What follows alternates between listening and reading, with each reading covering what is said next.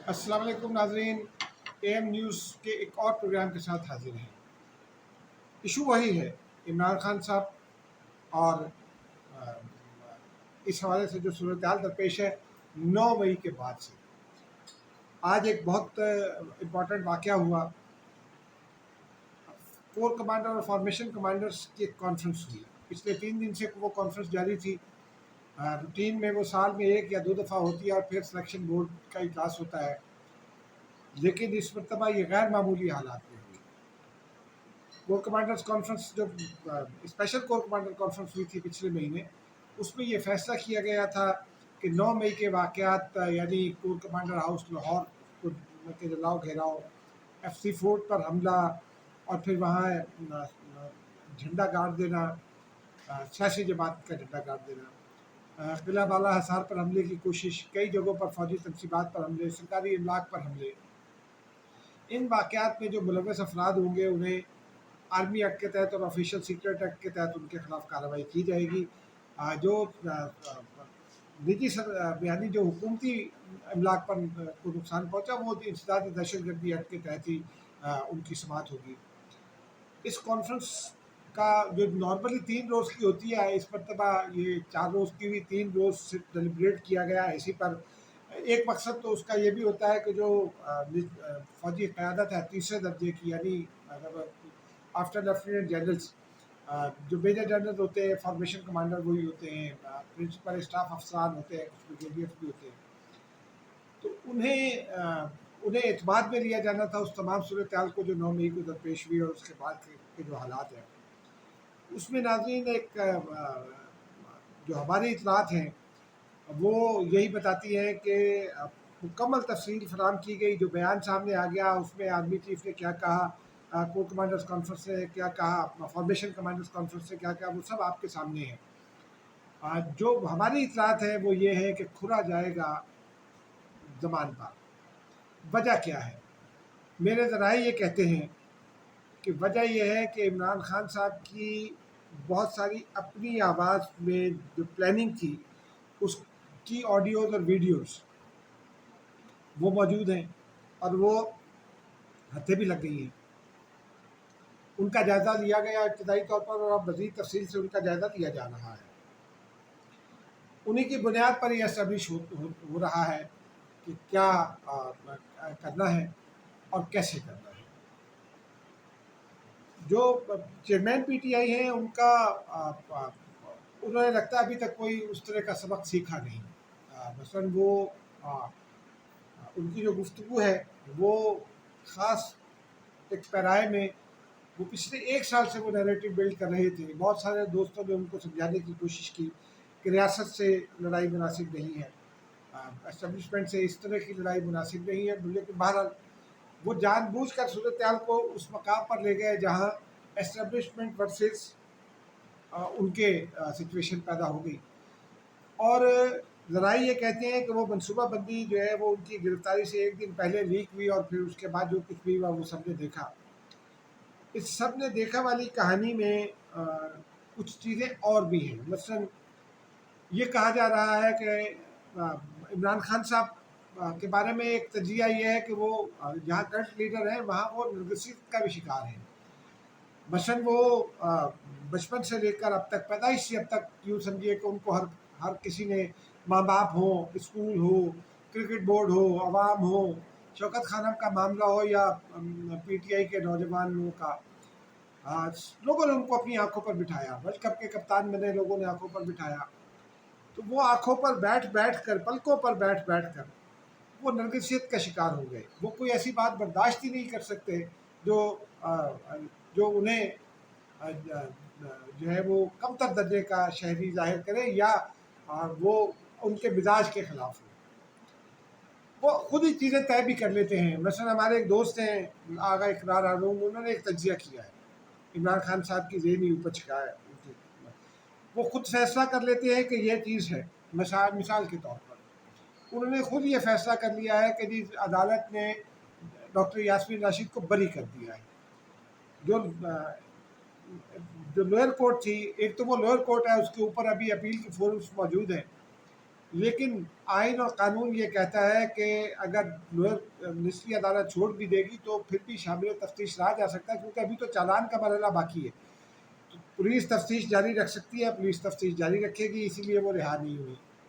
اور ابھی تک وہ اور اس کے بعد یہ اسٹیبلش تو ہوا کہ ڈاکٹر یاسمین راشد، چاہے ان کا یہ کہنا ہے کہ وہ وہاں لوگوں کو روک رہی تھی، ہو سکتا ہے ایسا ہی ہو، لیکن بہرحال لوگوں کو وہاں تک لے جانا تو انہی کے ذمہ لگا تھا، اور وہ ان کی آڈیو ویڈیوز موجود ہے جس میں وہ بتا رہی ہیں کہ کور کمانڈر ہاؤس جانا ہے۔ تو ابھی یہ طے ہونا باقی ہے، اور کہ وہ کتنی مجرم ہے، کتنی ملزم ہے، کتنا ان کا کردار ہے، لیکن وہ بھی ان لوگوں میں شامل ہو سکتی ہیں جن کے مقدمات وہاں چلانے ہیں، لیکن ابھی یہ فیصلہ نہیں ہوا۔ 20 لوگوں کے بارے میں یہ فیصلہ ہو گیا، کچھ کا لاہور میں، کچھ کا راول پنڈی میں۔ پھر پی ٹی آئی کی جانب سے ایک نیریٹو بلڈ کیا جاتا رہا کہ یہ ایجنسیز کر رہی ہیں۔ ایک صاحب عمران محبوب صاحب کی تصویر ڈال کر ان کو ایجنسی سے ان کا تعلق جوڑا گیا۔ جب ویڈیو کو ڈاٹس کے ذریعے جوڑا گیا تو یہ پتہ چلا کہ وہ بھائی صاحب جو عمران محبوب صاحب ہیں، اور ان کے بھائی عرفان محبوب نے اس بات کی تصدیق کر دی کہ وہ بھائی صاحب جو ہیں وہ لاہور کے ایک نجی 5 ستارہ ہوٹل کے ملازم ہیں، اور وہ پی ٹی آئی کے بہت جو ڈائی ہارڈ لوگ تھے ان میں شامل تھے، اور وہ وہاں ڈیلیبریٹلی وہ وہاں پہنچے تھے تاکہ وہ لوگوں کو بتا سکیں کہ کیا ہو رہا ہے۔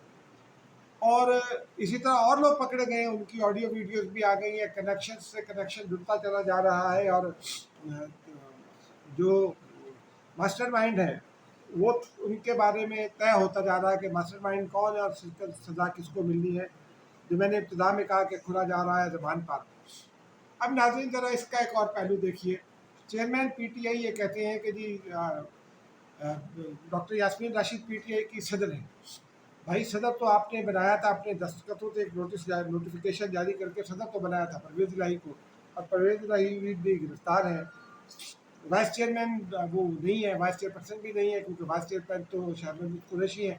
ان کے ساتھ آج آپ ان کی ملاقات ہوئی عمران خان صاحب کی، وہ اس تصویر میں دیکھا جا سکتا ہے کہ ٹیٹس ماحول میں ملاقات ہوئی، اور شاہ محمود قریشی کا جو پیغام تھا وہ چیئرمین تحریک انصاف سمجھ نہیں سکے۔ اب ناظرین یہ وہ صورتحال ہے جس میں معاملات کو آگے بڑھ جائے، اور پھر ہم نے یہ دیکھا ہے کہ جو پی ٹی آئی کے جو ہینڈلرز تھے، ٹویٹر ہینڈلرز، وہ کس طرح سے جو ہے وہ الزامات عائد کرنے کی کوشش کر رہے تھے، کیا کیا وہ پاکستانی فوج پر یہی الزام لگا رہے تھے، کس قسم کی صورتحال درپیش تھی۔ اس کے جواب میں آج فارمیشن کمانڈرز کانفرنس کا جو آیا ہے پریس ریلیز، اس میں آرمی چیف نے بہت واضح انداز میں یہ کہا ہے کہ نام نہاد انسانی حقوق، اور پھر جو حملوں کے حوالے سے جو نیریٹو گھڑا گیا وہ مکمل طور پر بے بنیاد ہے، اور اس نیریٹو کے گھڑنے والوں کے خلاف بھی کارروائی ہوگی۔ آرمی چیف نے یہ بھی کہا کہ تمام ثبوت اور شواہد اکٹھے کر لیے گئے ہیں، اور ان ثبوتوں اور شواہد کی روشنی میں وقت آ گیا ہے کہ جو اس کے ذمہ دار ہیں، ایگزیکیوٹ کرنے والے ہیں، ان پر کور کمانڈر ہاؤس پر اور دیگر املاک پر حملے کرنے والے ہیں، ان کو بڑھاوا دینے والے ہیں وہ، اور پھر ماسٹر مائنڈ کے خلاف کارروائی ہوگی۔